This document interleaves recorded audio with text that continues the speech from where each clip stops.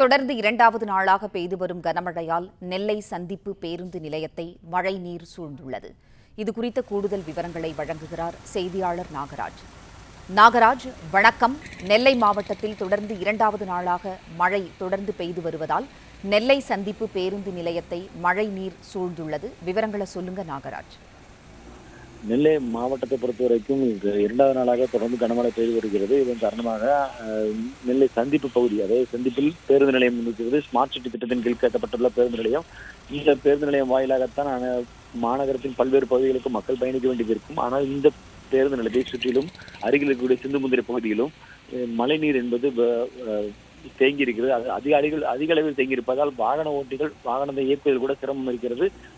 பாதசாரிகள் நடந்து செல்வதிலும் அதிக சிரமம் வருகிறது. அந்த அளவுக்கு தண்ணீர் என்பது முழுமையாக தேங்கி இருக்கிறது. ஏற்கனவே கடந்த ஆண்டு இதே டிசம்பர் மாதம் மழை வெள்ளத்தின் போது இந்த இடத்தில் இருக்கக்கூடிய கடைகள் எல்லாம் மிகப்பெரிய அளவில் மழை வெள்ள பாதிப்பில் சிக்கியது குறிப்பிடத்தக்கது. அப்படிப்பட்ட இடத்தில் தான் தற்போது மீண்டும் மழைநீர் என்பது தற்போது தேங்கி காணப்படுகிறது. இதனால் பாதசாரிகளும் அதே போல வாகன ஓட்டிகளும் வெகுவாக பாதிக்கப்பட்டிருக்கிறார்கள். நன்றி நாகராஜ், தகவல்களுக்கு நன்றி.